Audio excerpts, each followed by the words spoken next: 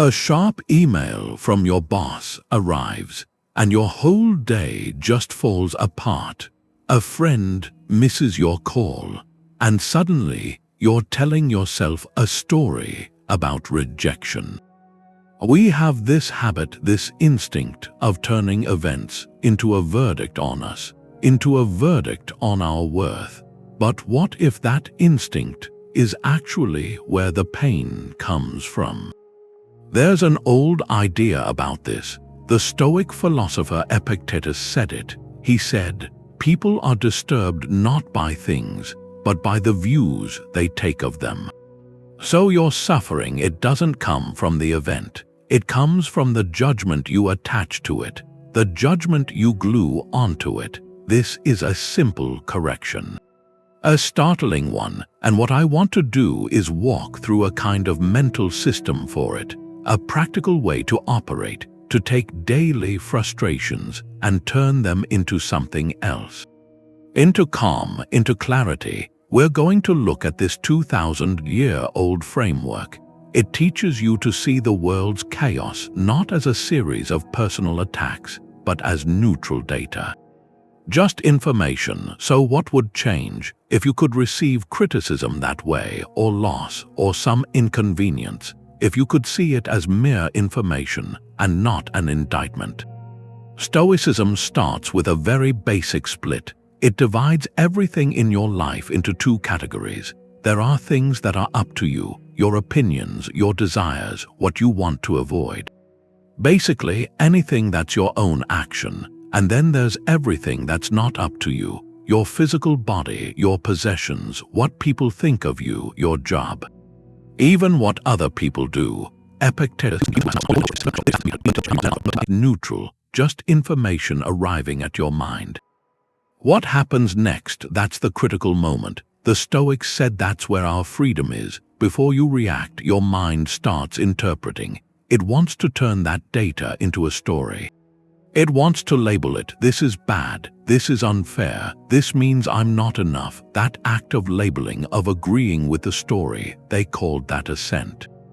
And they said our power is in withholding it. We can choose to say, not so fast. Marcus Aurelius, the emperor, he wrote notes to himself about this. He'd tell himself to examine his impressions. To strip the story away, he wrote, "Don't let the force of an impression carry you away. Just say, hold on, let me see what you are, let me test you." It's the practice of treating events as data. You get the impression and you pause, you create distance. Think of a terse text. The data is just the words on the screen. That's the impression, the optional story, the one your mind wants. Is there angry? I messed up. This is a disaster. The practice is to notice that story trying to attach itself like a magnet to metal and to gently pull them apart, to say, the data is these words. My story about them is separate. I don't have to buy the story. This isn't about being cold. It's about being clear, responding from choice, not reacting from automatic judgment. Your boss's short email is data. Your friend's silence is data. The traffic jam is data. In that pause, you reclaim the authority to decide what it means. So here's a small thing to try. Pick one impression, just one. A siren, a headline, a comment someone made. Notice the raw data of it. Then watch for the automatic judgment that immediately tries to wrap around that data.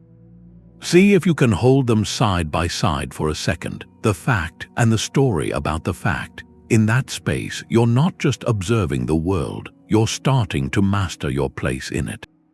That clean lens, it's a powerful image. It's the goal of a deeper practice the Stoics had, something they called objective representation. They saw it as the disciplined application of reason to those raw impressions. It's not just noticing the gap between the event and the story. It's about actively polishing the lens you look through to see the event itself stripped bare.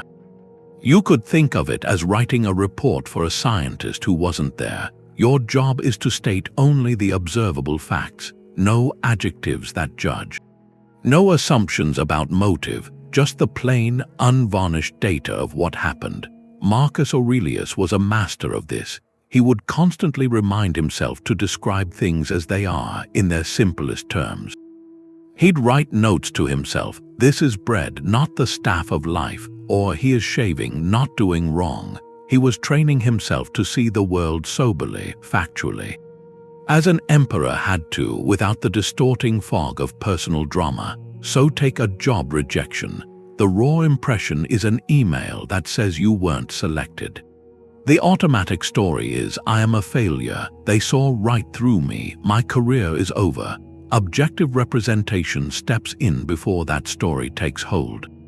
It describes the event in plain terms. The company, after its review process, selected another candidate. That's it, that's the data. Notice what's missing. Any label about your worth, any speculation about the committee's thoughts, any prediction about your future, it's just the factual outcome of a complex process you only partly controlled. This isn't about suppressing emotion. It's about creating a space where emotion doesn't have to rule. By describing the event objectively, you give yourself a stable platform to stand on. From there, you can choose your response. You can feel disappointment, sure, but you won't be drowning in a story of total personal inadequacy. The event is contained. It's a single data point, not a verdict on your entire being.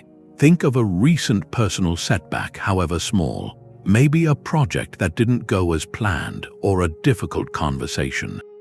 Now describe it out loud using only objective, impersonal language, as if you were a neutral observer reporting the facts to a stranger. What are the pure, observable events? Strip away the "because I always" or the "this proves that." Just state what happened. When you do this, you're not denying reality. You're seeing it more clearly.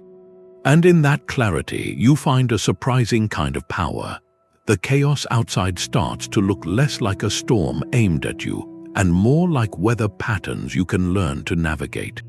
In the Stoic view, reason is the CEO. Emotions are the advisors. It listens to them, but it makes the final call. That's the structure of a resilient mind.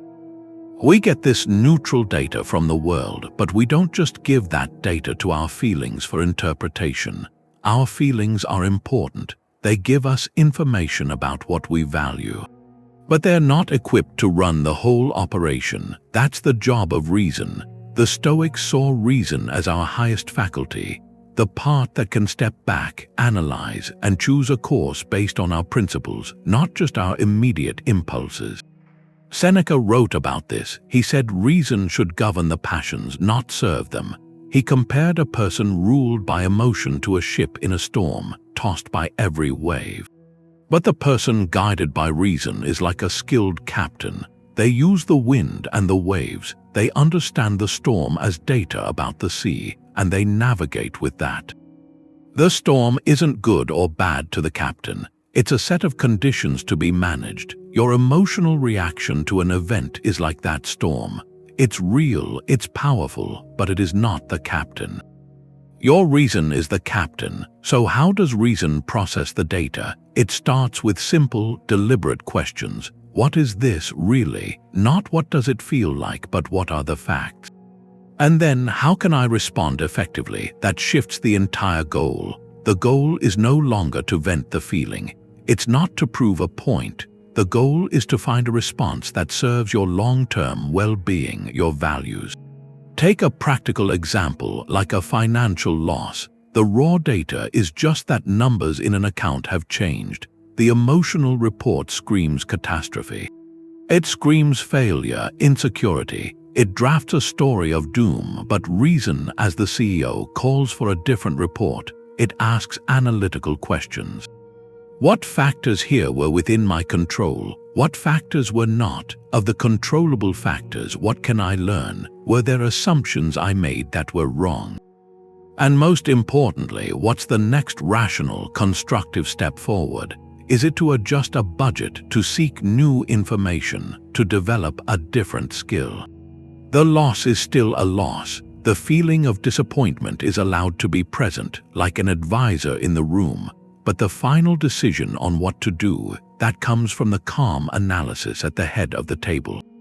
This is the daily practice of sovereignty. It's reclaiming the authority to interpret your own life. So think about that for a moment. When was the last time you let emotion draft the entire report on an event?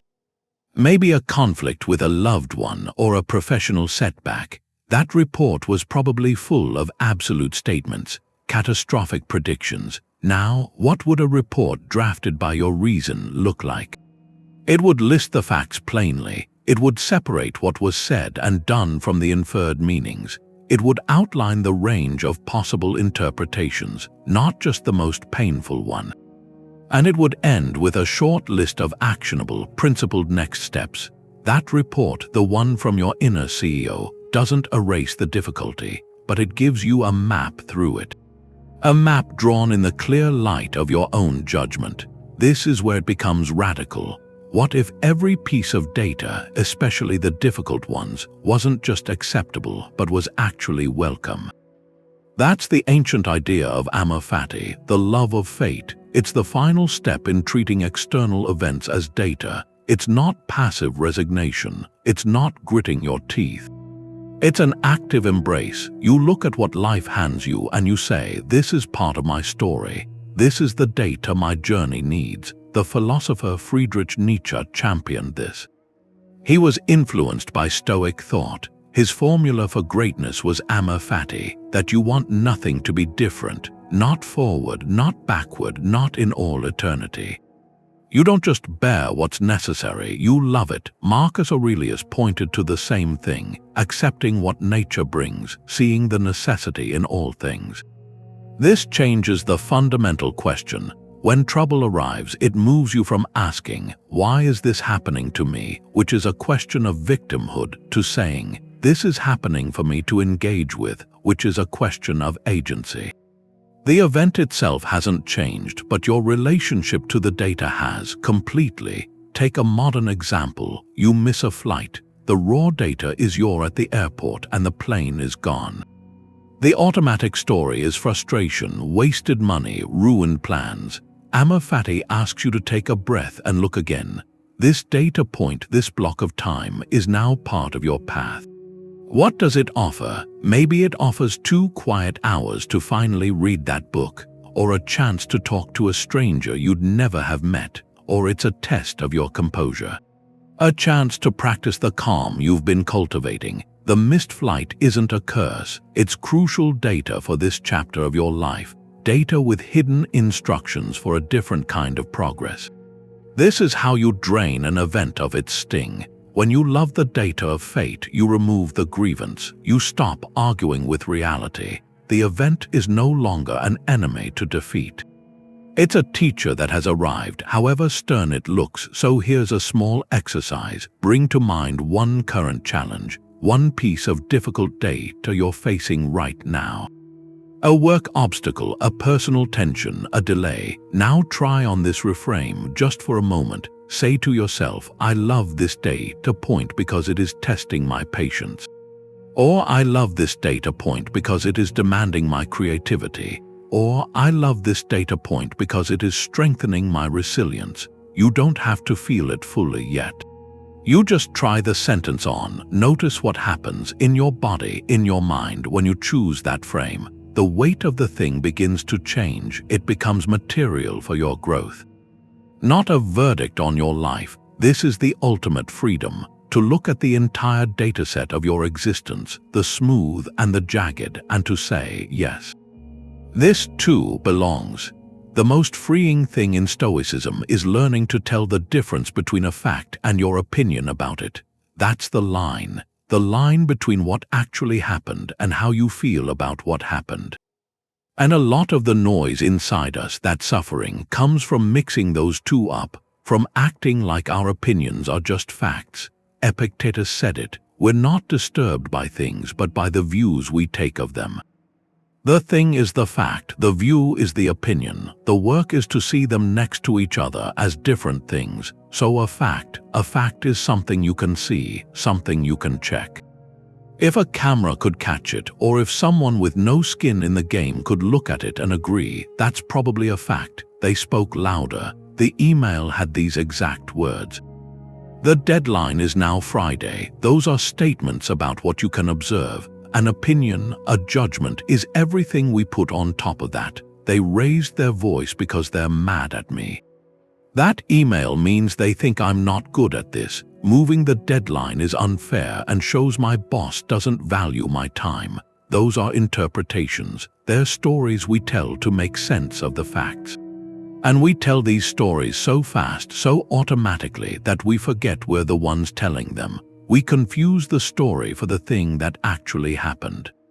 That's where we get stuck. You have a disagreement with someone you care about. The fact might be they said, "I need some space tonight." The opinion we make instantly is, "They're pulling away, they don't love me anymore." And then we react to that opinion like it's a solid fact. We feel hurt, we get defensive, we create more distance, all from a story we wrote in a split second. The Stoic move is to put a pause right there, to catch the opinion as it shows up and look at it. Is this a fact or is this my interpretation? You get tough feedback at work. The fact is the list of points in the document. The opinion is, my boss is trying to get rid of me, or I'm terrible at this. One is data you can actually use. The other is a story that stops you. Try it with something you feel strongly about right now, maybe a political thing or a social issue or a personal problem. Take a second and write down on one side just the bare facts it's based on. What are the verified events, the direct quotes, the numbers you can see? Then on the other side, write down the opinions, the meanings you've given it, the motives you've decided on, the predictions you've made. See how much of what you believe is living in that second column. That separation isn't about not caring, it's about being precise. When you know what's actually the data and what's your commentary on the data, you get a choice back.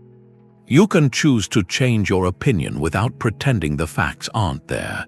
You can respond to the world as it is, not to the drama you've laid over it. That clarity is quiet. It's what every reasonable response is built on. Okay, so there's this exercise. You pull your perspective way back like a camera. You start with the room you're in, then the street, the city. You keep going until the whole country is just a shape. Then the planet's a blue marble. Then the sun's a dot, then the galaxy is just this swirl. That's the view from above. It's a Stoic practice. You look at your life from the vantage point of the cosmos. And the scale, it changes everything. That email you're stressed about, that argument, that personal setback, it doesn't vanish, but its size changes. It becomes this tiny, temporary flicker, a single data point in a vast, ancient system. Marcus Aurelius did this all the time. He'd remind himself to look at things from above. He wrote about how many people who once made a huge deal of things are just gone now. Dust and stories. He saw how brief it all is. The quarrels of kings, cities rising and falling from enough height. It's like ants on a pebble. The point isn't to make life feel meaningless. It's the opposite. It frees you from a kind of tyranny, from false magnitude. It corrects an error. Our minds are built to magnify what's right in front of us. A problem at work can feel like the whole world is ending because in that moment it is your whole world. The view from above recalibrates that. It asks you to put that problem on a different map.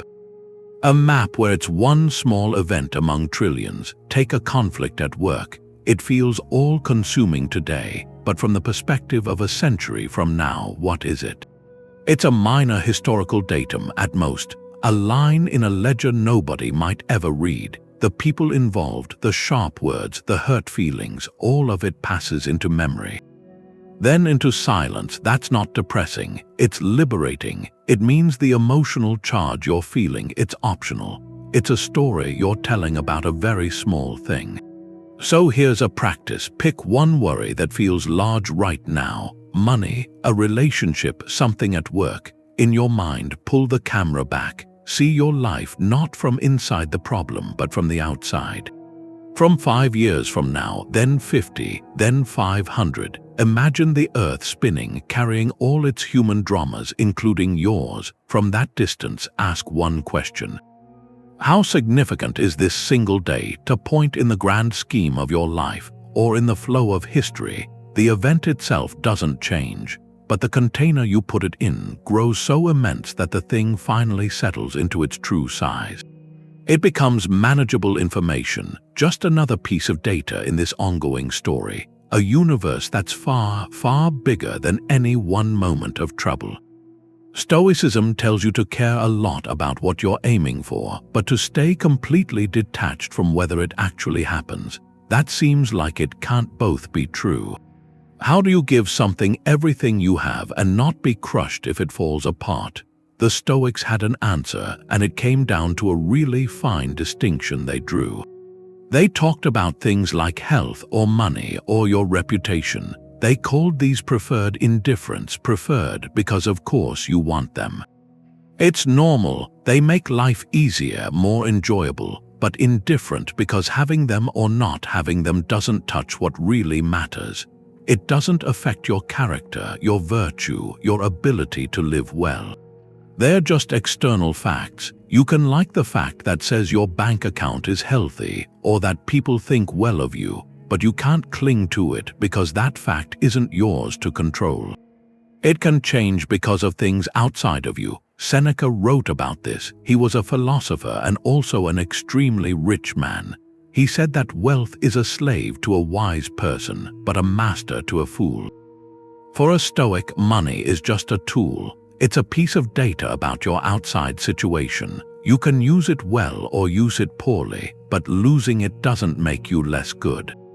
Gaining it doesn't make you more wise. The goodness is in what you do with the data, in being just temperate, courageous. The outcome itself, the actual number, is just information.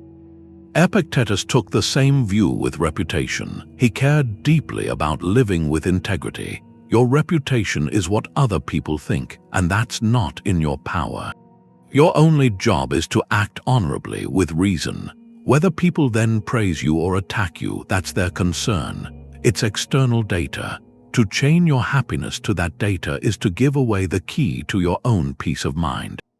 You hand it over to the changing opinions of everyone else. So take a practical case. You're going for a promotion. You prepare, you work hard, you make your case clearly and respectfully. All of that is in your control. That's where your virtue is. The outcome, whether you get the promotion or not, that's decided by 100 things you don't control. The company's budget, the mood of the person deciding, how the other candidates stack up. That result is just data. If you get it, the data is a new title and a new salary. If you don't, the data is that you stay in your current role. Neither one is a judgment on your character. The promotion is a preferred indifferent. It would be nice to have it. But your success was already there in the good effort you put in. The final data point doesn't rewrite that. This is what it really means to treat events as data. You engage with the world completely. You have things you want, you try for them, but you hold those wants lightly because the world might give you different data. Losing something you wanted isn't a personal failure. It's just a change in the external landscape. A storm moved through the data set of your life. Your job isn't to rage at the storm, but to read the new terrain and move through it with the same goodness you've always had. Think of one thing you really want right now. A certain comfort, a specific status, a particular object. Now, in your mind, run a scenario where it's gone. Not with fear, but with a calm sort of curiosity. See it as a shift in the data. What does the new data set show? What does it ask of you? And see how your core ability to be courageous, to be fair, to be resilient is still completely there, ready for this new arrangement of facts. In that gap between wanting something and being attached to it, you find a stability that doesn't shake. Freedom happens in a heartbeat. It's that moment you decide yes or no to a first impression. That's the discipline of assent. It's the Stoic practice for turning events into data. Assent is that internal nod, that quiet agreement you give to a thought or a feeling or an interpretation. An impression arrives, the sound of a critical remark, the sight of a low bank balance, and you have a choice. you can automatically nod along with the story it tells. Or you can pause, you can withhold your agreement. That pause is where you reclaim your sovereignty. Epictetus taught that our highest faculty is this power of assent. He said it's the one thing that is truly our own. Our bodies can be restrained, our possessions can be taken, but no one can force you to give your inner consent to a judgment you believe is false. That power remains yours if you choose to use it. So the training is to build a reflex of examination, to catch the impression before it becomes a full-blown storm, and to interrogate it. Is this impression telling me the whole truth, or is it a partial snapshot? Is this a fact or an interpretation dressed up as a fact? Take gossip. The impression is the sound of the words, the information conveyed. The automatic, untrained response is to immediately assent, to believe the story, to feel anger or betrayal, to let it color your view of another person. That's giving your agreement without a trial. Withholding assent looks different. You hear the words and you consciously think this is unverified data. You place it in a mental folder marked pending review. You do not grant it the power to alter your emotions or your actions. You treat it like a rumor, not a verdict. The data exists, but you have not yet agreed with its emotional charge. This applies to your own internal chatter, too. That voice that says you'll never be good enough after a small mistake. That's an impression. Withholding assent means you look at that thought and say, is that a fact or is that a fear? You don't have to fight it. You simply don't agree with it. You let it pass by like a cloud, while you stand on the solid ground of what you know to be true about your efforts and your capacity to learn. So here's a practical challenge. Try a 1-hour experiment. For the next 60 minutes, commit to consciously withholding assent from one negative impression each time the clock strikes a new hour. Set a gentle reminder if you need to. When the hour chimes, check in. What was the strongest negative impression you received in the last hour? A frustrating email, a feeling of impatience in a line, a self-critical thought. Identify it, then practice the pause. Say to yourself, I see that impression. I do not yet assent to its judgment. I will hold it as neutral data for now. You're not trying to stop the impression from existing. You're simply exercising your right to not sign the contract it's offering you. In that small, repeated act, you are training your mind to see the world not as a series of personal attacks, but as a stream of information waiting for your calm and reasoned evaluation. Seneca got a letter. The news was clear. The Emperor Claudius had sent him to Corsica. He was being exiled, forced to leave Rome, his home, everything familiar. Most people would see that as a total disaster, a story of ruin, of injustice. They'd feel grief, rage, a victimhood that could last for years. But Seneca's letters from that time show something else. He treated it as data, just information to be processed. He wrote to his mother, Helvia, to console her. He didn't focus on the unfairness. He focused on what he could control. He couldn't change the emperor's decree. That was external, but he could control his character, his use of time, his own development. Corsica wasn't a prison for his mind. It was just a new set of conditions for his practice of philosophy. He wrote that a wise person is self-sufficient, not that they don't need others, but that their happiness doesn't depend on where they live. Their peace comes from within. He looked at the data of his exile and asked the Stoic questions. What's up to me? My judgments, my studies, my resilience. What's not up to me? The climate, the politics in Rome, what people thought of him. He poured his energy into the first category. He wrote some of his deepest work there. He studied the natural world around him. He treated the hardship like a gymnasium for his soul. Now contrast that with a typical reaction, to see exile as a final, personal verdict. To spend every day in bitter resentment, telling the story of what was lost, reliving the injustice. That's to be ruled entirely by the external data. Seneca chose to write a different narrative from the same facts. The location was Corsica.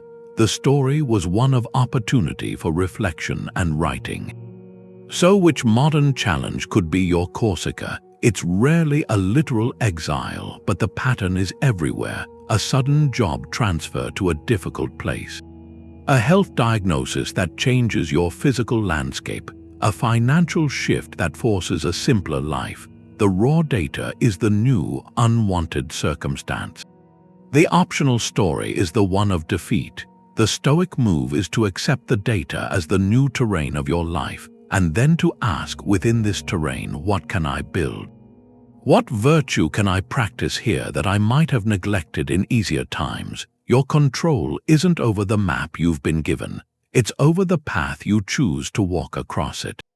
Seneca's legacy isn't that he enjoyed Corsica. It's that he refused to let Corsica define him. He integrated the data and he grew from it. No one can offend you without your cooperation. That's a difficult idea. It means the sting of an insult isn't something someone else injects into you.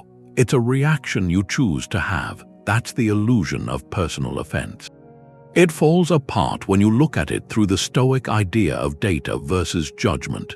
Another person's action is just external information. It's data about their character, their state of mind, their values. Taking it personally is an optional add-on. It's a story we write and then agree to feel. The action itself is neutral until we assign it a meaning that wounds us. Marcus Aurelius had an insight about this. He wrote that when people act in hurtful ways, it's because they're mistaken about what is good. They're acting from ignorance, not from a true desire to harm the universe or you specifically. To be angry at them is as pointless as being angry at a stone for falling. The stone does what its nature dictates. The person, in their confusion, does what their flawed judgment dictates. Their action is data about their internal confusion. It is not a verdict on your worth. Take a rude comment from a stranger. The pure data is simple. A person formed words with their mouth, and those sound waves reached your ears. That's the observable event. The optional judgment, the one that creates the feeling of offense, goes like this: this person intended to hurt me. Their words reflect a truth about me. They have succeeded in diminishing me. That entire narrative is a construction. It's a layer of meaning you placed over the raw data. You might be right about their intention, or you might be completely wrong. The point is, you don't have to buy the story. You can receive the data. This person spoke harshly, and process it differently. You can see it as data indicating they are having a difficult day, or that they lack certain social skills, or that they are deeply unhappy. Their behavior is information about them, not a label for you. This reframe isn't about excusing poor behavior. It's about immunizing yourself from its secondary effects.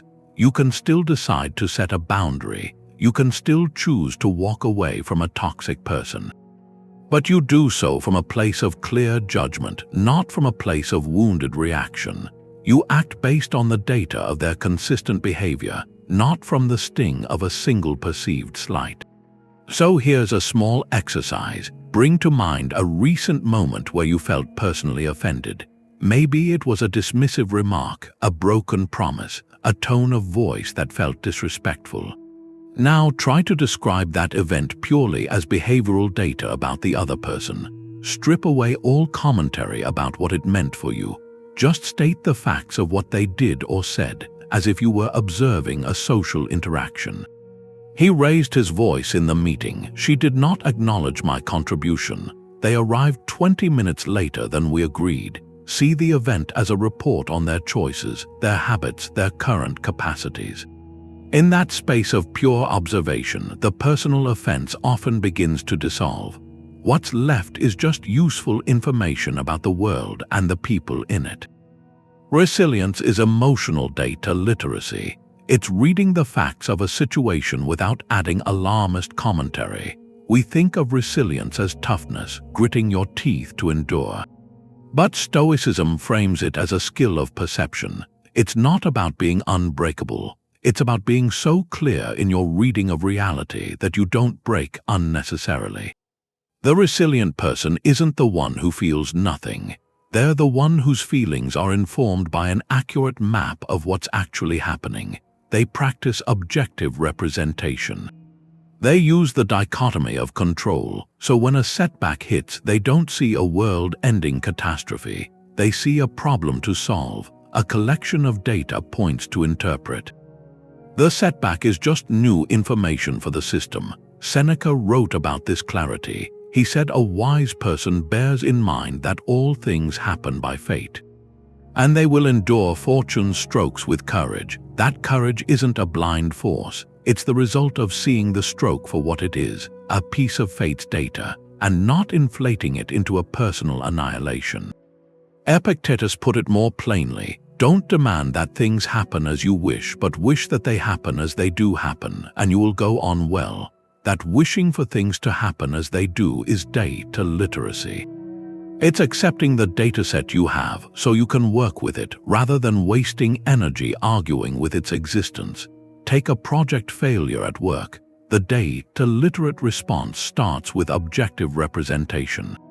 The project did not meet its objectives. That's the core fact. Then you gather the contributing data points. Market conditions shifted. That's point C. A key team member faced a personal hardship. Their capacity was reduced. That's point B. Our own timeline assumption, point A, was too optimistic. Now apply the control filter. My controllable actions were X and Y. I could have built in more buffer time. I could have communicated earlier about the shifting risks. Everything else, the market shift, the personal challenge, that's external data. It's not a judgment, it's the landscape the project was in. The resilient person studies this report, learns from the controllable factors, and adapts the plan. The non-resilient reaction is to layer on catastrophic commentary. This proves I'm a failure. My career is over. Everyone must think I'm incompetent. That commentary is a story that destabilizes. It turns a solvable problem into an existential threat. So consider a situation in your own life where you tend to add catastrophic commentary to the data. Is it around finances, where a single unexpected expense sparks a story of total ruin? Is it in a relationship where a quiet evening is read as a sign of fading connection? Identify that pattern, then ask the clarifying question: what is the bare, observable fact? Separate that one fact from the tower of alarming predictions built on top of it. In that separation, you aren't dismissing the difficulty. You're choosing to meet it with a clear mind, equipped with the precise data you need to move forward. That's resilience in action, a quiet literacy that turns chaos into a language you can understand. The Stoics had this practice. They would visualize future worries deliberately, but as data. They called it the Premeditation of Evils. It sounds grim, but the purpose was the opposite of fear. It was a system, a way to convert the unknown into the known. To take a looming emotional threat and turn it into a collection of neutral facts, manageable facts. It wasn't about pessimism, expecting the worst. It was about rational rehearsal for any outcome, so that no outcome could ever ambush your peace of mind. Seneca did this constantly. He would start each day by reminding himself anything he valued, his possessions, his status, even the people he loved, could be taken from him. He wrote that we should love all our dear things knowing we have given them back. That wasn't a morbid fixation. It was a cognitive tool. By mentally returning his possessions to fortune every morning, he did two things. He deepened his gratitude for having them right now. And second, more crucially, he transformed a potential future loss from a terrifying emotional event into a simple factual possibility. It became a data point, already logged and processed. The shock was removed. The power is in the detail. Worry is vague and emotional. Premeditation is specific and procedural. Take the fear of losing your job. Worry sounds like, what will I do? Everything is ruined. That's a storm of judgment. Premeditation asks you to walk through the factual sequence. You would update your resume. You would review your savings and make a temporary budget. You would list your professional contacts to reach out to. You would research the job market. Each of these is a concrete step, an actionable step. a piece of data about a potential future. By visualizing this chain, you accomplish something. You move the feared event from the realm of emotional catastrophe into logistical problem solving. It becomes a series of tasks, not a verdict on your life. This practice builds an internal library, a library of contingency plans. When a real challenge comes, your mind doesn't panic. It just pulls the relevant file. This is the data set for financial disruption. I have already considered the first 3 rational steps. The emotional charge diminishes. Because the territory is no longer unknown, you've already mapped it in your mind. So here's a small invitation. This week, choose one small fear, low stakes. Maybe it's the worry of being late for an appointment, or a minor tech failure before a presentation. Set aside 5 quiet minutes and premeditate it.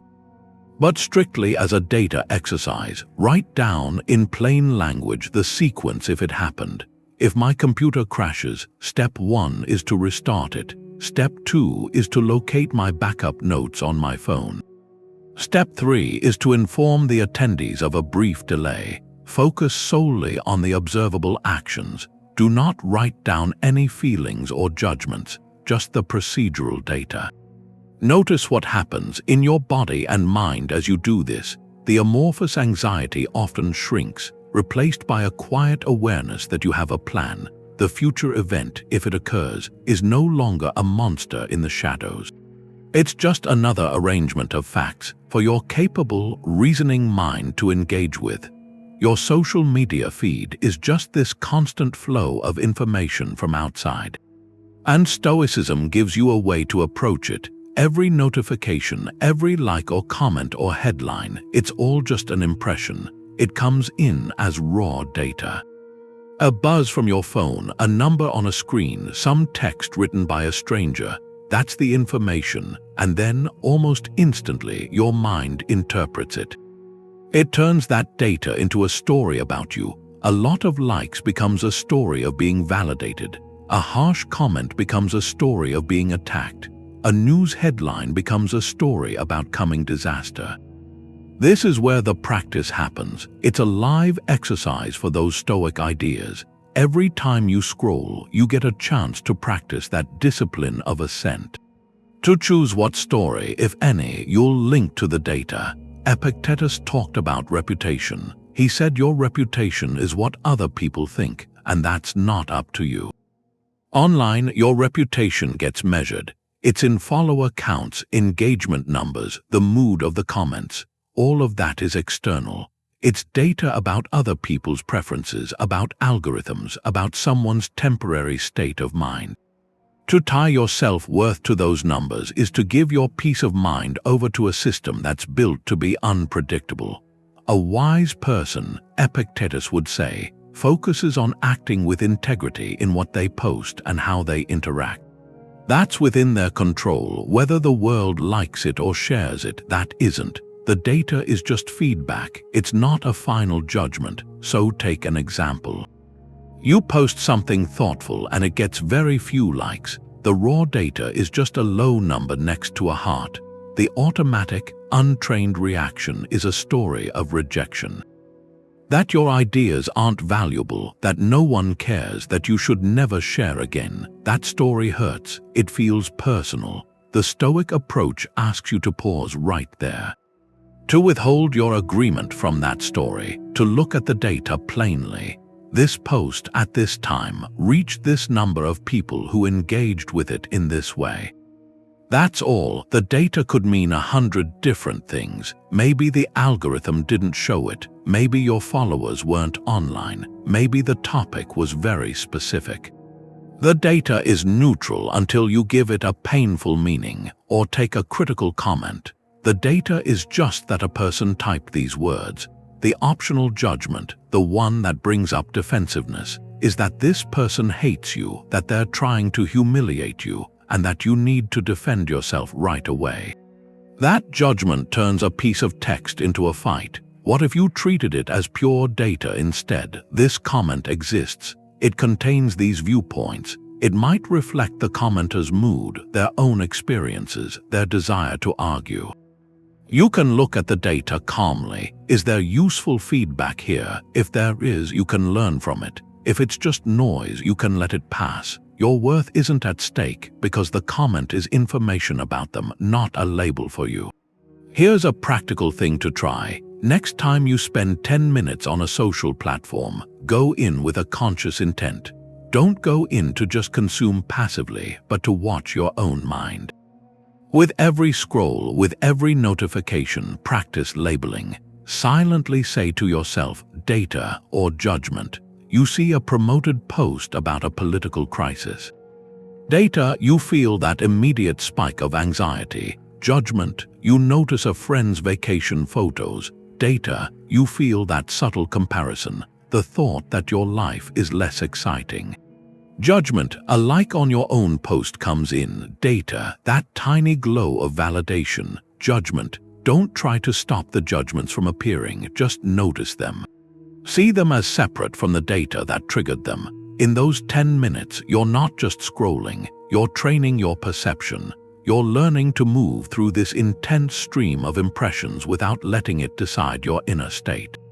The feed keeps flowing, but you're not drowning in it anymore. You're reading it. The Stoics saw the universe as rational. They called it the logos. It's a hard word to translate. It means divine reason, the intelligent principle, the natural law that orders everything, like the operating system of reality, a rational pattern running through all events. And that idea changes how you see the data that comes your way. If the logos is real, then every event, even a painful one, is data from a rational system. It's not a meaningless accident. It's not a personal curse from a spiteful universe. It's information from a vast, interconnected whole. Your job isn't to understand the whole pattern. That's impossible. Your job is to trust the data has a place in it, and to respond to that data with your own reason, which is a small piece of that same universal logos. Marcus Aurelius came back to this again and again. He wrote, "Everything that happens as it should." He said if you look closely, you'll see it not only happens as it should, but is also fitting for you. He saw his life as a thread in a larger fabric. The threads weren't all smooth or bright. Some were dark and coarse, but each one was necessary for the whole pattern. To rage against a dark thread is to misunderstand your place in the weaving. It's to mistake a necessary piece of data for a flaw. That perspective changes how you meet harsh data. Take a natural event like a powerful storm that damages a town. The raw data is force, wind, rain, change. The untrained reaction might see it as a senseless tragedy, an act of a cruel or indifferent nature. But the Stoic, while seeing the hardship, would also see it as data from the logos. It's the planet's climate system operating by its laws. A reminder of our smallness and interdependence. The call isn't to shake a fist at the sky. It's to respond with the virtues the data demands. Courage to face loss, practical wisdom to rebuild, justice to support your neighbors. The event is severe, but it's not against you. It's part of the system you live in, or a personal health challenge. The data is a diagnosis, a change in your body's function. The easy story is one of betrayal. Why is my body doing this to me? The logos frame offers a different, quieter view. Your body is a natural system, subject to the same laws of growth and decay as all of nature. The diagnosis is data about that system's state. Harsh data, but data. Your task shifts from why me to what now. How can I, with my own reason, work with this data? How can I care for this natural system with patience and acceptance? The fight becomes not against the universe, but for your own virtuous engagement with the facts you've been given. So here's a quiet exercise. Bring to mind one event that's felt confusing or unfairly difficult, something that seemed like noise, not signal. For a moment, try on this possibility. What if this, too, is meaningful data within a rational pattern too large to see right now? Not that it was sent to teach you a lesson, but that it simply is, and your part is to integrate it.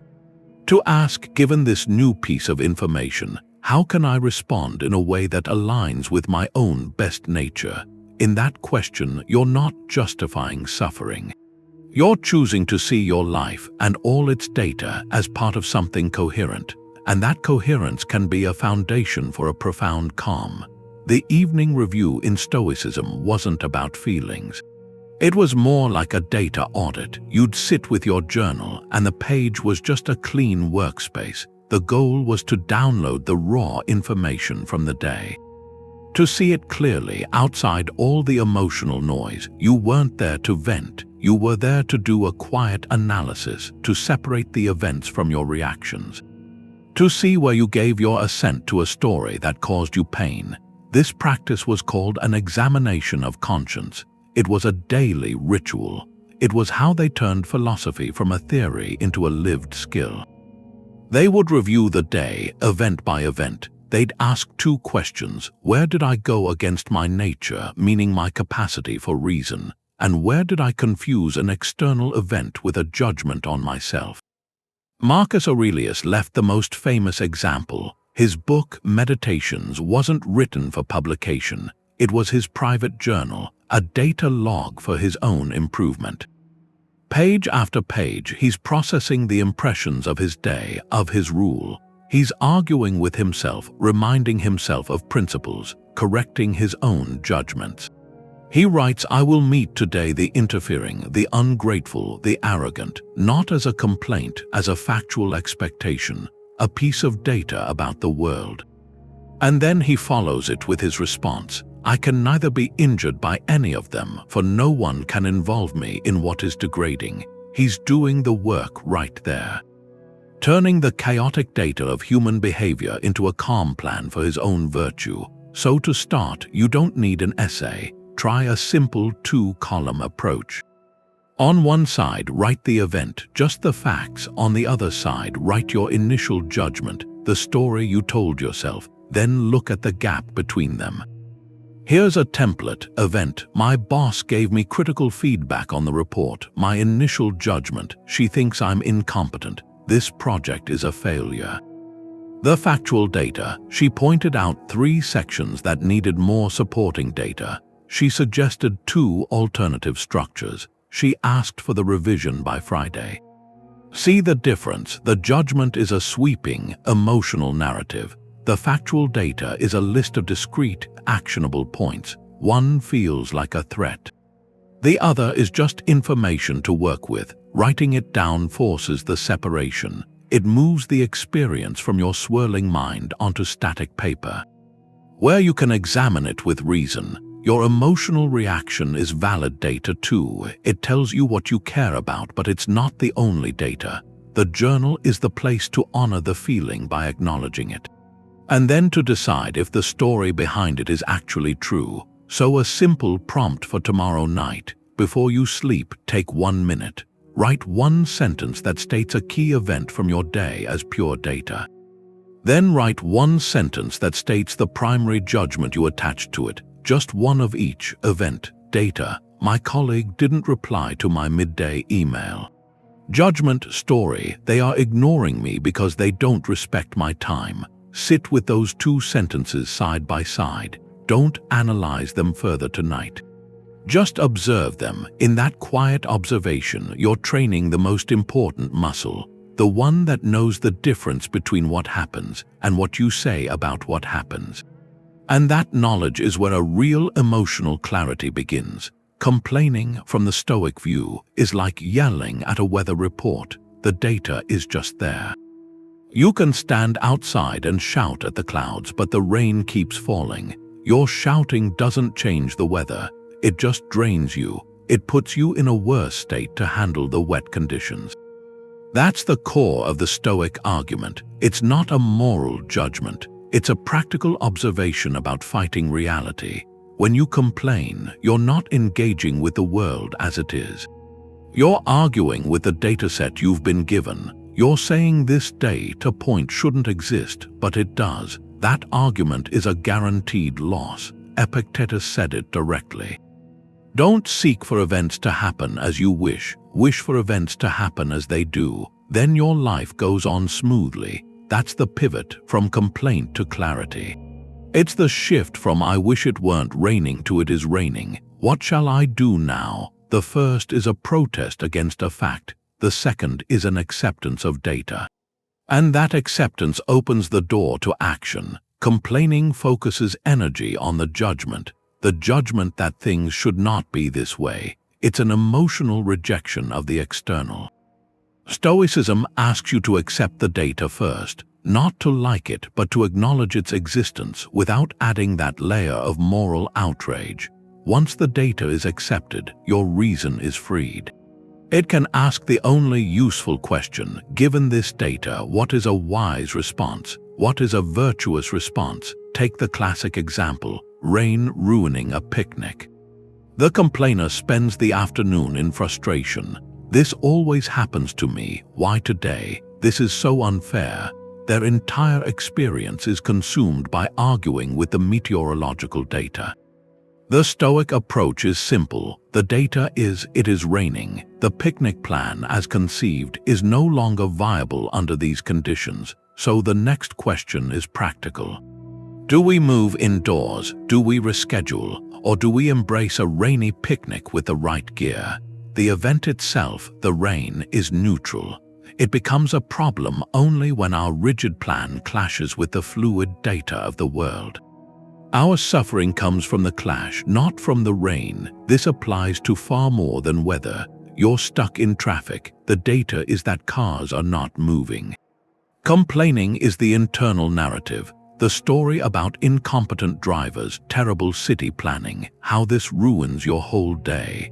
It's a story of injustice layered onto a simple fact. A fact of physics and volume. The Stoic response is to note the data. Traffic is stopped. I cannot change the traffic flow from my driver's seat. What is within my control? I can listen to an audiobook. I can use the time to mentally plan my evening. I can practice patience, a virtue that is always available. The traffic is the same. The experience is utterly different, so here's a small challenge for today. Catch yourself in the act of complaining. It might be out loud to a friend, or just that familiar grumble in your mind. When you notice it, pause. Silently rephrase the complaint as a simple statement of fact. Strip away the shoulds. Strip away the unfairness. Turn "this traffic is unbearable" into "traffic is heavy right now." Turn "my boss is so unreasonable" into "my boss requested a last-minute change." In that moment of rephrasing, you are not agreeing with the situation. You are simply agreeing to see it for what it is. You are downloading the data without the virus of resentment. You move from being a critic of reality to being an analyst of your circumstances. And an analyst, unlike a critic, always has a next move. Caring for someone in pain is like entering their weather. You get soaked in it. You can feel just as disoriented. The challenge is how to be warm for them without taking on their cold. The Stoics had a name for this: sympatheia. It means interconnectedness, the sense that we're all part of the same fabric. But their idea of compassion was very clear. It meant understanding another person's situation, not fusing with their emotional judgments about it. You see their struggle as external data, something to be understood, not a burden to absorb. This is empathy without enmeshment. You accurately perceive the facts of their hardship. A relationship has ended. They are heartbroken. That's the data. Their judgment about that data might be, "my life is over," or "no one will ever love me again." Your role isn't to adopt that judgment as your own truth. It's to acknowledge the data, the loss, the sadness, and then to choose a response from your own stable ground. You offer a listening ear, practical help, a calm presence. You don't need to become equally distraught to prove you care. In fact, your clarity becomes the gift you give. Marcus Aurelius showed this. He talked about dealing with difficult people by remembering they act from ignorance, not malice. To help them, he said, show them kindly where they go wrong. But do it without irritation, without condemnation. His focus was on the corrective action, the understanding, not on absorbing their frustration. He saw their behavior as data about their state of mind. Not as a personal attack to be mirrored. Think of a friend going through a divorce. The raw data is clear. A long-term partnership is dissolving. There are logistical challenges. Deep sadness, uncertainty. Your friend's narrative might be full of blame or despair, a sense of total ruin. If you enmesh, you take on that narrative. You start to see their ex-partner as a villain, the future as hopeless. You feel their anger and grief as your own. Soon, you're no help. You're just another person drowning. The Stoic approach is to hold the data separate from the drama. You see the factual circumstances. You understand the emotional pain is real, but you respond from your principles. You offer a quiet space for them to talk. You help with moving boxes if needed. You might gently question catastrophic thinking. Ask, what is the one small step you can take today? You are connected, but you are not fused. Your emotional boundary is what lets you be a steady harbor, not another wave in their storm. This applies to any draining relationship. A family member who constantly shares their worries, a colleague who radiates negativity. Their behavior is data. It tells you about their inner world. Their habits of thought. Your job isn't to fix their inner world. It's to decide, based on that data, how you can best interact with virtue. Maybe that means limiting the duration of conversations. Maybe it means redirecting talk to solutions rather than complaints. It always means protecting your own peace, so you have something solid to offer. So here's an exercise. Bring to mind someone you find emotionally draining. Think of the latest issue they brought to you. Now, try to describe that issue as a set of pure, factual circumstances. Strip away their emotional commentary. Strip away your own reactive feelings. What are the observable events? A project at work is behind schedule. A health concern requires tests. A social plan was cancelled. See it as a simple report. This is the data of their situation. From this place of calm observation, ask yourself what a helpful, principled response would look like. It might be a specific offer of help. It might be a boundary. It might just be silent understanding without internal turmoil. In that space between their data and your response, you find a compassion that helps without harming you. A connection that supports without consuming. Stoic indifference. It's not about being cold. It's a choice, a strategic choice about where you put your care. The Greeks had a term for this, adiaphora, things that are neither good nor bad by themselves. They're indifferent to your moral worth, your health, your wealth, your reputation. These are all adiaphora. They're just data points. You can use them well or use them poorly, but having them doesn't make you good. Losing them doesn't make you bad. What matters, the thing worth caring about, is how you use that data, the choices you make from your own character. That's strategic indifference. It's deciding not to put ultimate value on the external stream. So you can keep your full energy for your own judgments, for your own actions. You're not becoming apathetic, you're becoming discerning. You choose to be moved not by the data, but by your response to it. Epictetus drew a line here. He said it's not things that disturb people, it's their judgments about things. When we see death as an evil, that's a judgment we're making.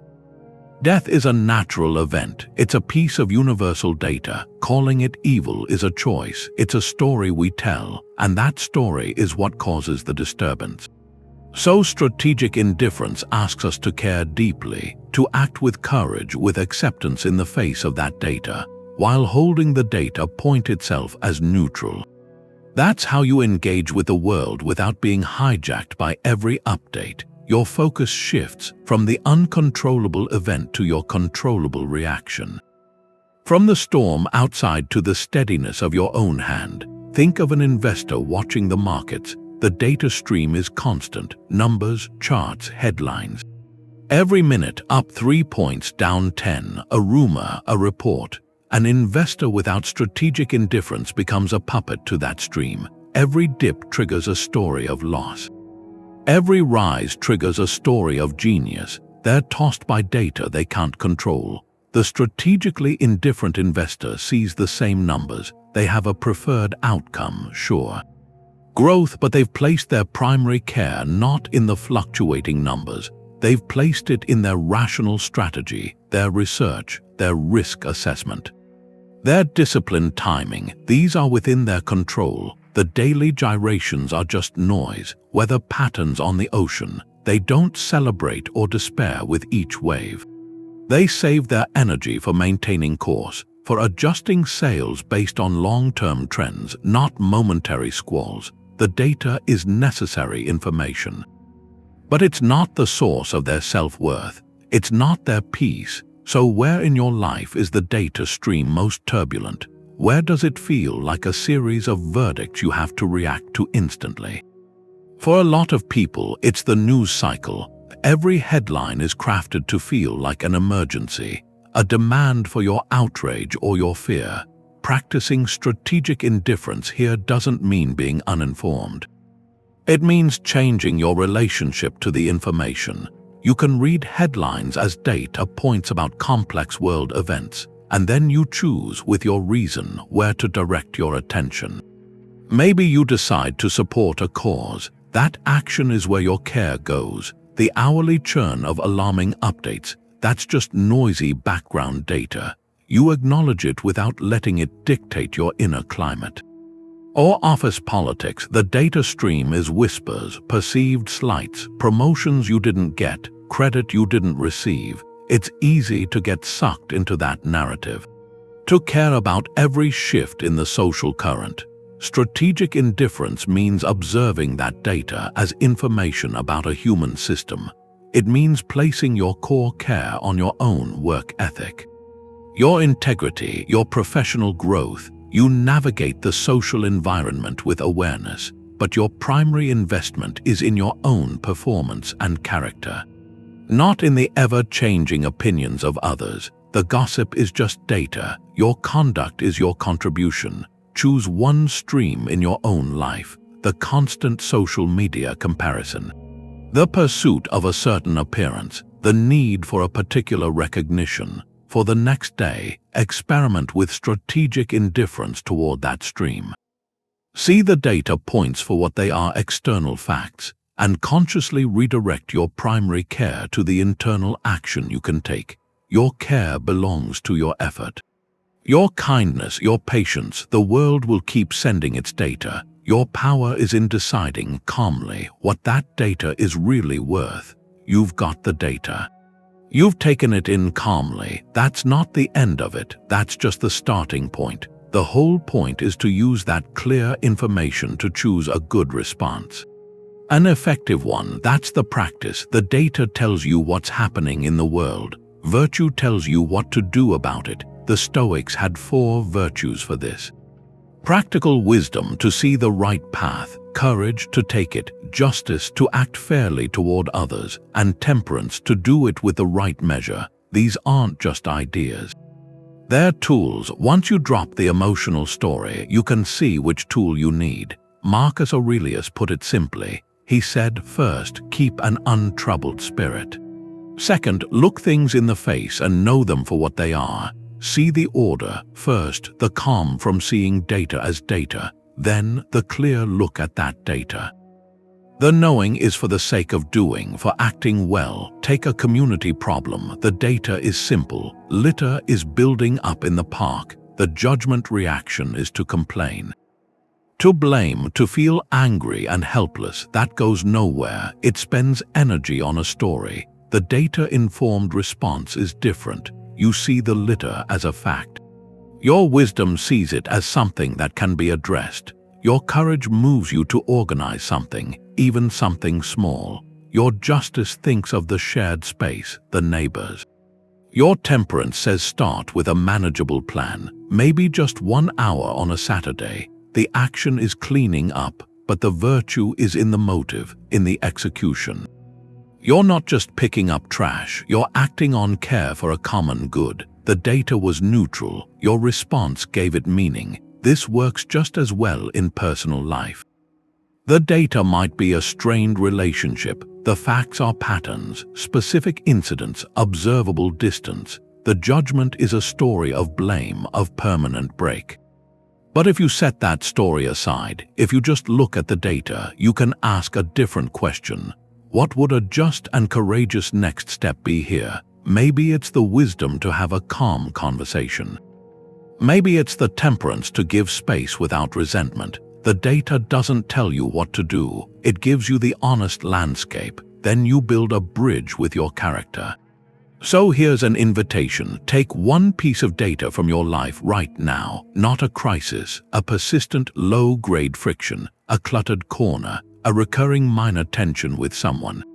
A habit you want to change. First, state it plainly, without judgment. Then ask, given this data, what would one small, virtuous action look like? If the data is clutter, the action might be 10 minutes of courageous tidying.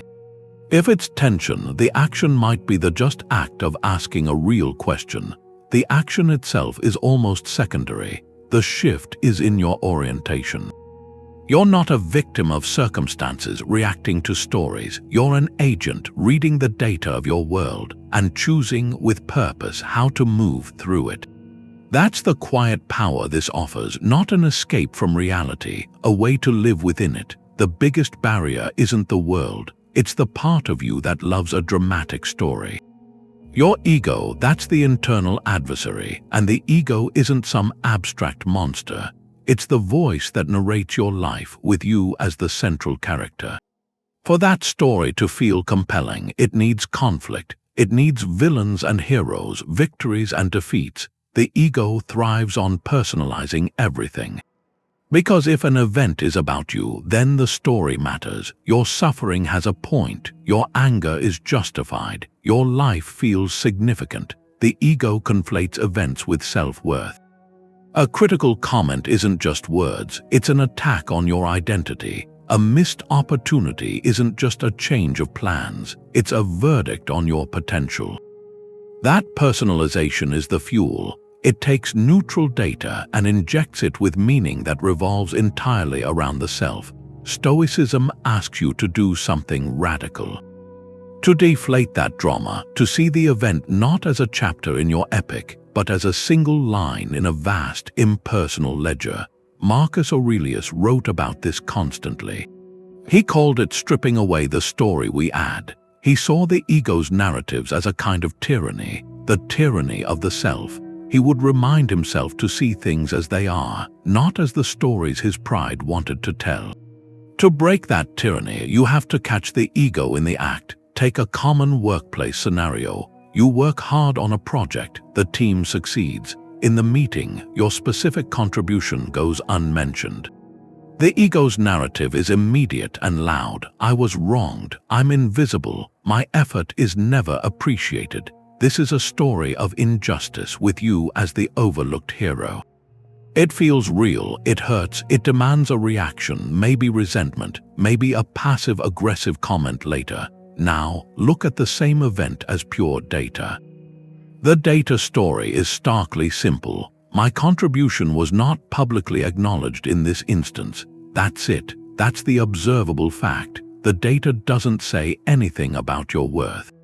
It doesn't speculate on your manager's intentions. It just states what did or did not happen in that meeting. The ego resists this data view fiercely. Because it's boring, it's undramatic. It doesn't feed the sense of being a special character in a story. It returns the power from the emotional drama back to the rational self. The self that can now ask a useful question. Given this data, what do I want to do? If being acknowledged is important for my growth, I can have a calm, one-on-one conversation to ensure my work is visible for future projects. That's an action, not a reaction. The shift is from I am a victim to here is a piece of information I can work with. So here's a small exercise. Before the day ends, pick one situation where your ego feels subtly bruised. It doesn't have to be a big thing. Maybe a friend seemed distracted when you were talking, or a stranger was curt with you. On one side of a page, write down the ego's narrative. Write the dramatic story it's telling. I'm boring. People are rude to me. On the other side, write the data narrative. Just the facts as a camera would record them. My friend checked their phone twice during our conversation. The store clerk used a monotone voice. Don't judge either one, just see them side by side. In that space between the two, you'll feel the quiet power of choice returning. You are not the drama your ego creates. You are the one who gets to read the report. You could look at your life like a scientist watching an experiment. That's a quiet shift. It turns the day from a series of personal tests into something you can study. A living stream of data you get to observe. The Stoics had this deep respect for understanding nature, for learning how the world works. They called it living in accordance with nature. And that's not just going with the flow. It means engaging with the world's data with a kind of awe, a real desire to see its patterns. When you drop the personal judgment, you don't lose interest. You actually deepen it. You become a student of reality itself. Even a mundane or difficult event loses its sting when you see it as a curious piece of information in a grand, unfolding system. Marcus Aurelius wrote about this sense of wonder. He'd look at the natural world and see a rational, interconnected whole. He wrote that everything is interwoven and the web is holy. He saw events not as random chaos but as threads in a sacred fabric. To study that fabric, to trace a single thread, was an act of reverence. It was a way to love fate. To love the data of your own existence because it's part of this astonishing, rational order. So next time you're in a traffic jam, instead of the story of frustration, you might see it as a data point in urban logistics. A real-time study of flow and congestion. You're not just stuck, you're inside a living system, watching it function or malfunction with all that complexity. The event hasn't changed, but your relationship to the information shifts from personal inconvenience to curiosity. Take a more charged example. You witness or are part of a heated argument. The ego's story pulls you in. It's about winning, losing, being right or wronged. But what if you could, even for a moment, step back, not as a participant but as a quiet observer? A sociologist gathering data on human conflict. You'd note the rising tones, the body language, the specific triggers. You'd see the patterns of defense and accusation. The data is rich. It tells you about stress, about unmet needs, about communication breakdowns. This doesn't mean you don't care. It means you engage from a place of clearer understanding. You respond to the root data, not just the surface noise. Your goal shifts from proving a point to understanding the system, and maybe, with wisdom, helping to recalibrate it. So here's an invitation. Spend one day as an anthropologist of your own life. Carry a small notebook or just use your phone. Your task is not to judge or react, but to observe and note. Approach each event with detached curiosity. The grumpy cashier isn't a personal affront. They are a data point in the study of long work shifts and customer service fatigue. Your own anxiety before a meeting isn't a flaw. It's fascinating data about your physiology under social evaluation. The sudden rainstorm isn't a plot against your plans. It's a display of atmospheric data in action. Write down these observations in simple, factual terms. At the end of the day, read your notes. You'll likely find the drama has drained away, replaced by a quiet sense of wonder at the intricate, often baffling, but always interesting stream of life you're in. The data is not your enemy. It is the substance of the world you get to explore. The whole system runs on one command: pause. That moment of silence is the buffer. It's the space you make between the thing that happens and your reaction. Freedom is in that gap. That's where you stop being pulled by the first feeling and start writing your own response. It's not a big philosophical idea. It's a physical hack. You feel the emotion, the heat, the tightness, and instead of letting it turn into words, you put in a pause. One breath, counting to 3, maybe stepping back from your desk. That small space breaks the automatic chain. It's like muting a loud ad. Then you can hear yourself think. Epictetus wrote the manual for this. He said, "Don't get carried off by the force of the impression. Tell it, wait, let me see what you are, let me test you." That test happens in the pause, in that quiet. You're not agreeing with the story. You're holding it away to look at it. Is this a fact or is it fear? Is it information or an accusation? The pause lets your reason, your inner executive, get to the meeting before the emotional team has already called a crisis. Take getting bad news. A message pops up with something hard. Your body clenches. Your mind starts writing a disaster script. The instinct is to react right away, to reply, to spiral. The Stoic move is to put the phone down, take that one deliberate breath, and in that buffer, tell yourself a plain fact. This is new data. Let me process it. You're not denying the weight. You're refusing to be swept by the first, worst interpretation. You let the data settle so you can see its real shape, not the shadow it first throws. This buffer builds emotional shock absorbers. The world has potholes. The pause keeps the axle from breaking. So here's a small experiment. Pick one common digital trigger. Maybe the ping of an email or a notification vibration. For the rest of today, commit to a 5-second pause after that trigger before you look, hear the sound, and stop. Breathe in, breathe out. In that space, remember, this is an external signal. Data is arriving. My job isn't to jump. My job is to receive it with clarity. Then and only then, engage. In those 5 seconds, you're not just waiting. You're installing an upgrade. You're training your nervous system to treat the chaos not as a series of alarms, but as a stream of information waiting for your calm review. A 5-year plan isn't a prophecy. It's more like a hypothesis, and life is going to test it with data. We tend to set goals like they're contracts with the future. We sign our happiness over to a specific outcome. I'll be happy when I get that promotion, when I reach that income, when I live in that place, but that turns the goal into a tyrant. Every delay feels like a personal failure, like you've broken a contract with your own life. Stoicism offers a different way to hold these long-term visions. Not as emotional anchors, not as chains to one spot on the map, but as a compass, a data compass. A compass doesn't give you the exact path, it gives you a direction. A true north based on your values. Your goal is that North Star. The terrain you actually encounter, that's the incoming data. Sometimes the data shows a mountain where your map said a valley. The rigid planner tries to walk through the mountain. They suffer, they exhaust themselves, they see the mountain as an enemy. The Stoic navigator looks at the new data. The mountain and calmly adjusts the route. The goal hasn't changed. The direction is still true north, but the path is wiser now, informed by the real world. Seneca wrote about this need for a flexible will. He said we have to adapt our plans to circumstances. Sailors don't set a course and never touch the tiller again.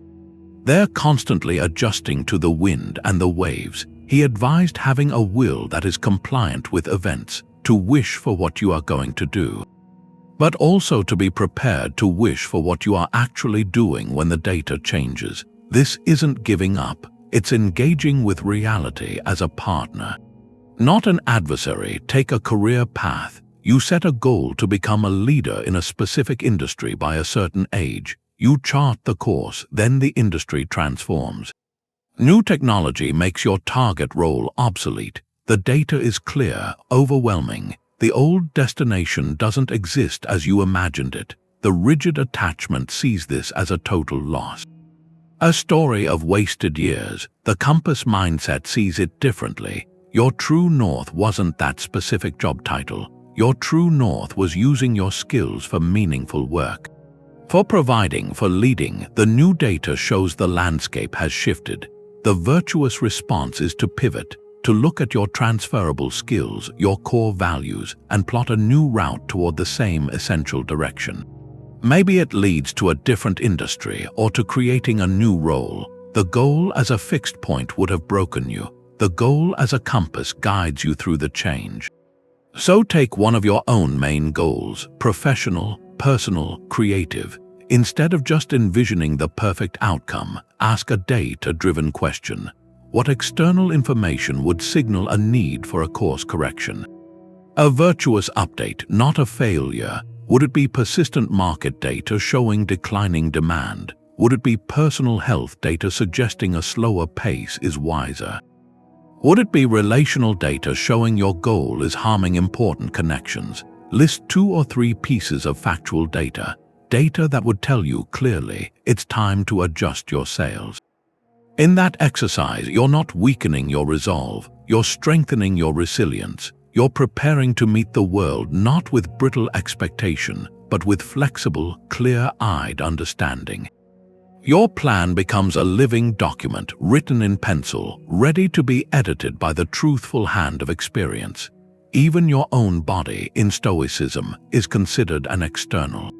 It's something you listen to, not something you obey or fight against. And this might be the hardest part of the whole idea, because pain feels so personal. Illness feels like it's happening to you, inside you. It's natural to see it as an attack on who you are.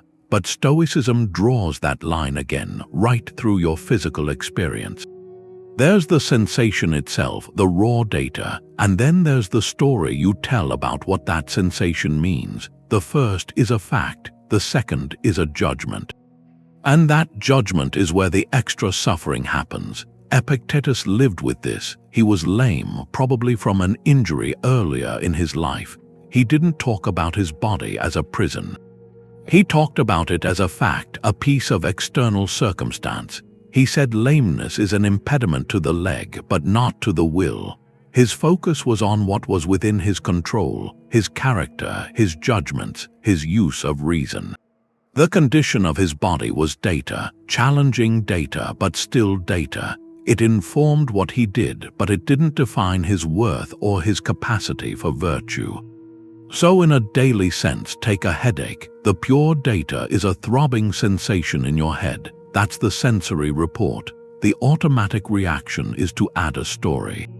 Why now? This ruins my afternoon. I can't get anything done. This always happens when I'm stressed. That story amplifies the physical discomfort with mental resistance. You're not just in pain, you're at war with the pain. The Stoic response starts with separating the signal from the noise, to acknowledge the data plainly. There is a throbbing sensation in my head. That's the observable fact. Then, from that clear observation, you use your reason. Given this data, what's a wise and caring response? The data suggests rest might help. It suggests hydration. It might suggest adjusting your schedule for the next hour. You take those actions not from angry resignation, but from rational management. You care for the body because it's the vessel you've been given, not because you're furious at it for failing. The frustration about timing, why today, just drops away. It's irrelevant to the data and the necessary response. This applies to more chronic conditions, to serious illness. The diagnosis is a profound piece of data. A change in the body's functional report. The judgment that often follows, this is unfair, my life is over, is a story. A heartbreaking story, but a story you can question. To see the illness as data doesn't make it less difficult. It clarifies your relationship to it. Your body is providing information about its state. Your task, the only task within your control, is to respond to that information with as much wisdom, courage, and acceptance as you can. To work with doctors, to follow treatments, to adapt your life, not as a victim of a cruel plot, but as a rational agent engaging with a difficult set of biological facts. The illness is not you. It is a condition you are experiencing, and your character is measured not by the presence of the condition, but by how you choose to meet it. So here's a small practice. The next time you feel a minor pain, a twinge in your back, a sore throat starting, a muscle ache, pause. For 30 seconds, try to observe it as pure sensory data. Where exactly is the sensation? What's its texture? Is it sharp, dull, constant? Describe it to yourself in neutral, factual language. Don't let your mind jump to what it means for your day. Just be the scientist noting the reading from the instrument. In those 30 seconds of pure observation, you might feel the grip of the personal story loosen.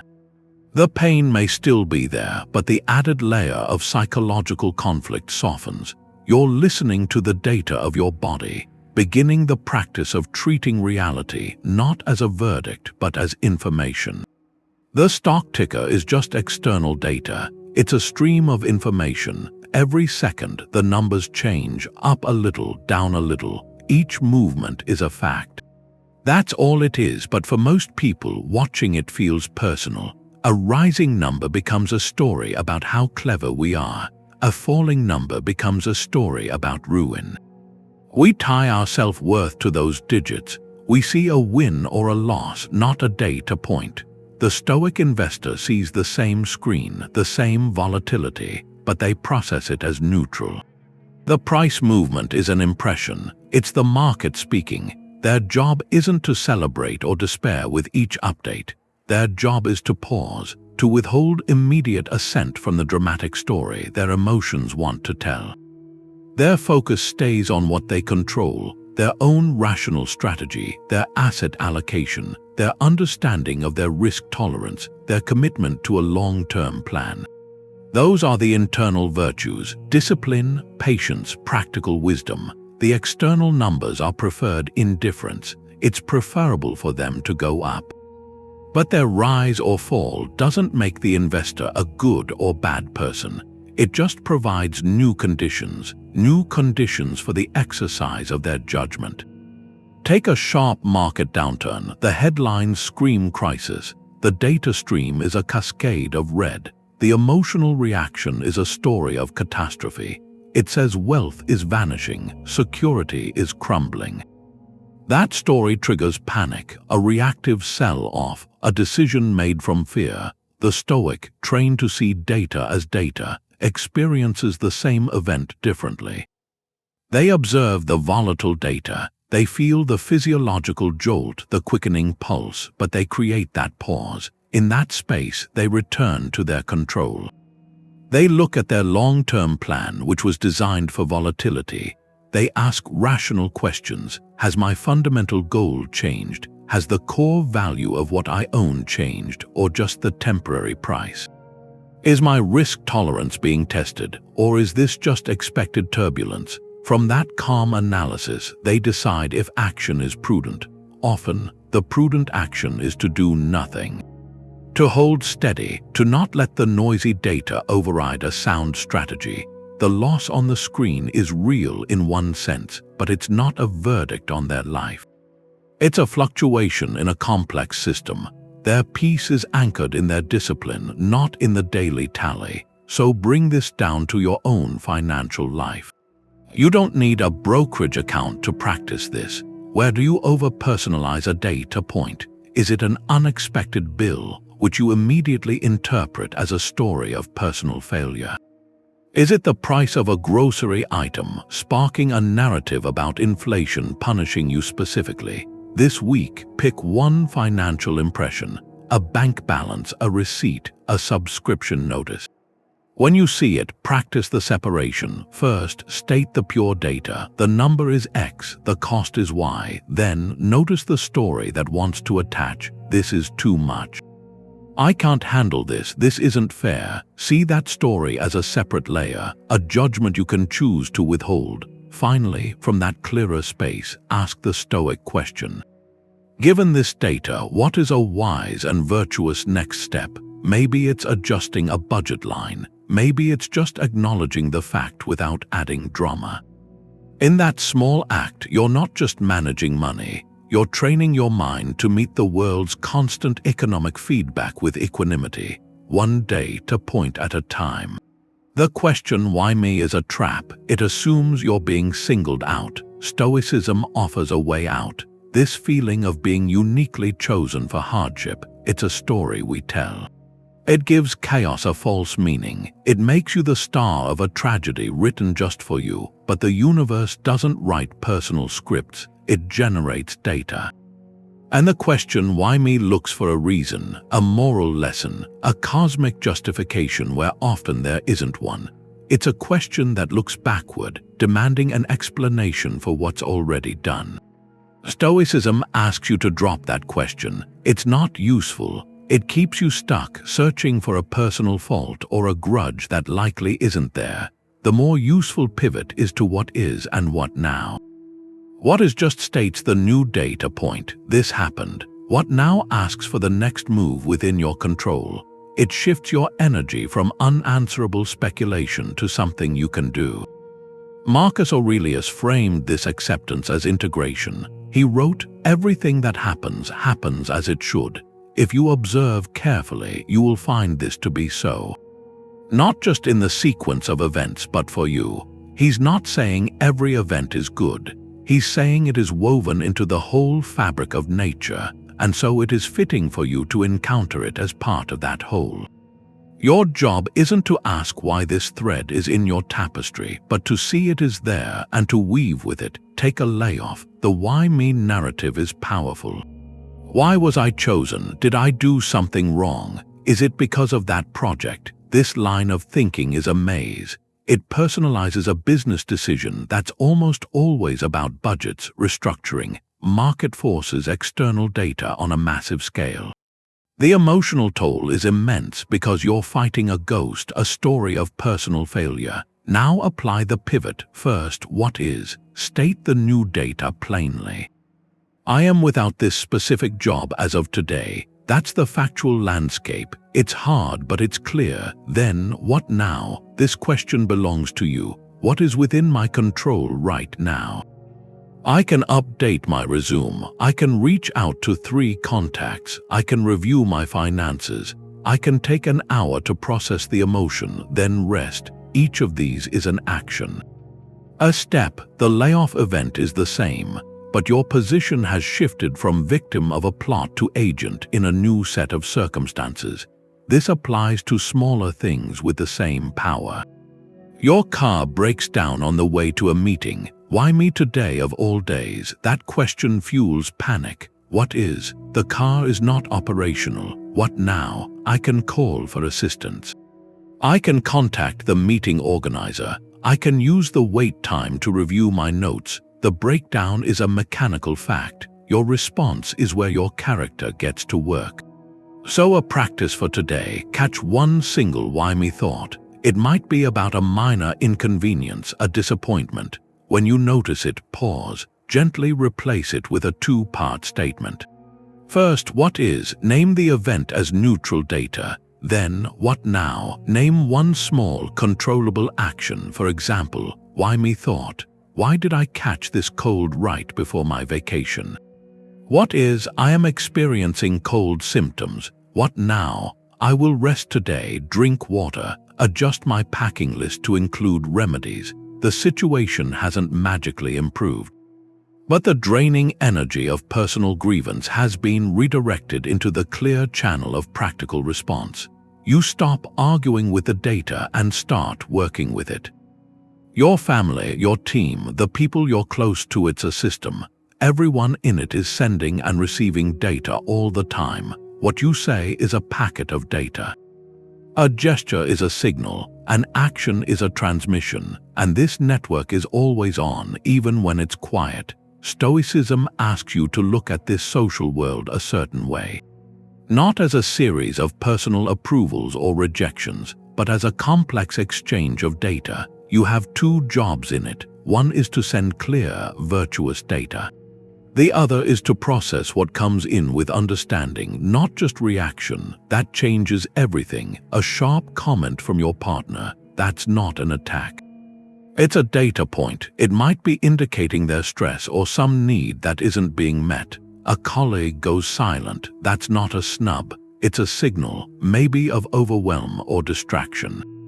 A lot of the noise in the system comes from our own software, the way we interpret. We take the raw data and we run it through a filter, our own insecurity, past hurts, assumptions. We add meaning that wasn't in the original transmission. The Stoic aim is to clean that filter. It's tied to their idea of social duty, to practice justice in how we interact. And justice here means giving each person, each piece of data what it's due, a fair hearing interpreted with charity. Marcus Aurelius wrote about this. He said to enter the minds of others, to understand what they're seeking and why. That's data analysis, the most humane kind. It's not about excusing poor behavior. It's about comprehending the source before you choose your response. Your power is in the quality of what you broadcast and the clarity with which you receive. So take a common tension, a family moment. A teenager slams a door after a short exchange. The immediate personal story is one of disrespect, a child being difficult. That story triggers a reactive broadcast, anger, a lecture, more tension. Now see it as a system. The slammed door is a high-energy data point. It signals frustration.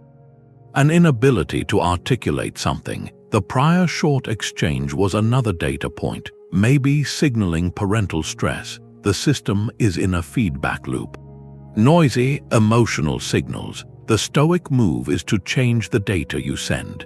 Instead of amplifying the noise with more anger, you send a calm, clear signal after a pause. You might say, "I noticed the door. It seems like you're really upset. I'm here when you want to talk." That transmission is data on a different frequency.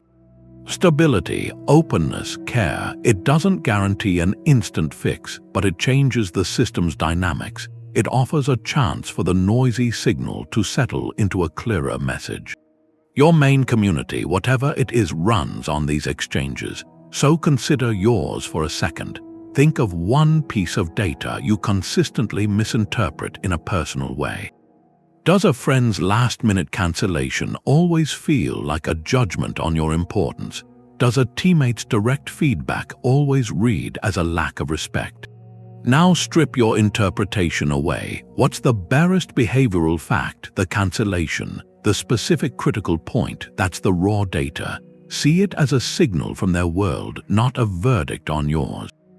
Your task then shifts from feeling wounded to seeking understanding. Was their data sent from a place of overload, from a different priority, from a simple mistake?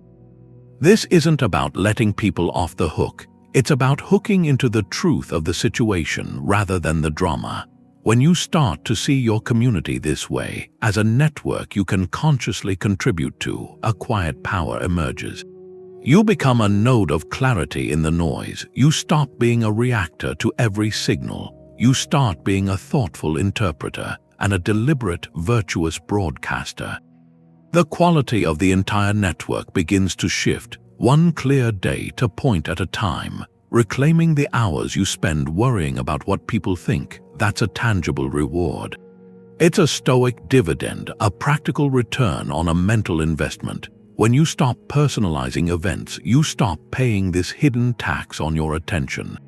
And that tax is steep. It's the time you spend replaying a difficult conversation, the energy burned imagining worst-case scenarios, the mental bandwidth taken up by resentment over some slight.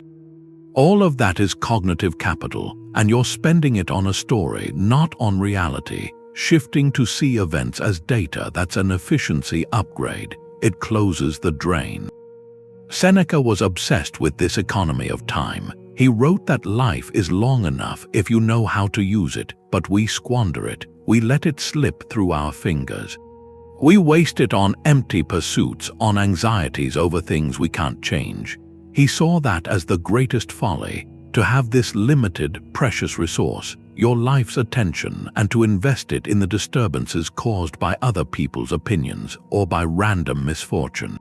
That's like pouring fresh water into a sieve. The Stoic practice plugs the holes. It asks you to audit your mental expenditures. How much of your day's energy goes to interpreting rather than doing? To feeling rather than building? For most of us, the answer is a sobering amount. Take a critical review of your work. The personalizing response is a vortex. You read the negative comment, you feel the sting, you tell yourself the story. They're attacking me, they don't understand. This proves I'm not good enough. And that story doesn't end with the reading. It echoes, you bring it to dinner, you wake up thinking about it, you draft defensive replies in your mind. Days of mental real estate get occupied by this one piece of external data. The data processing response is different. You read the comment. You note it as a data point. This person, for their own reasons, didn't resonate with this part of my work. You pause. You ask a rational question. Is there any actionable feedback here? A point about clarity I can use? If yes, you extract it. If no, you file the data point under varied audience response and you close the folder. The event is over in minutes. The energy saved is immense, and that energy is now free for your next creative project, for a deeper conversation with someone you love, for learning a skill you've put off. That's the redirected capital. That's what you gain. So here's a quiet challenge. Before this week ends, make a rough estimate. How many hours do you think you spend in a typical week, caught in that loop of taking things personally, replaying conflicts, nursing grievances, worrying about perceptions? Don't judge the number, just note it. Then, for a moment, imagine that time as a blank space on your calendar, a cleared schedule. What could fill it? A chapter of a book written, a walk in nature taken, a skill practiced, a connection deepened. That potential is the real promise of this practice. It's not about becoming emotionless. It's about becoming efficient with the one resource you can never get back, your attention, and investing it where it actually grows. This whole thing turns on one quiet shift. It's leaving a world of judgments for a world of data. That's the thread. A critical email isn't a verdict on you, it's information. A friend's silence isn't rejection. It's a behavioral fact. The event doesn't change, your relationship to it changes. You stop being a character in a drama written by chance. You start being an observer of your own life. All the tools serve that shift. The dichotomy of control sorts the data stream. What's your territory? What's just the weather? Examining impressions creates that gap. The gap between the raw data and the story you want to tell. Objective representation is the discipline, describing facts in plain language, stripping away the adjectives of alarm. The strategic pause is the physical habit. It makes all of this possible. It's the moment you reclaim your authority, the authority to interpret. This isn't about becoming cold. It's the opposite. It's about a deeper warmth, the warmth that comes from emotional freedom. When you're not constantly reacting to slights or catastrophes, you have energy left. Energy for connection, for creative work, for calm, effective action. The goal is serene engagement, meeting the world as it is, not as you fear it might be. Marcus Aurelius captured it. He wrote, "The universe is change. Our life is what our thoughts make it." Your life is shaped not by the chaotic data. It's shaped by the quality of your thoughts about that data.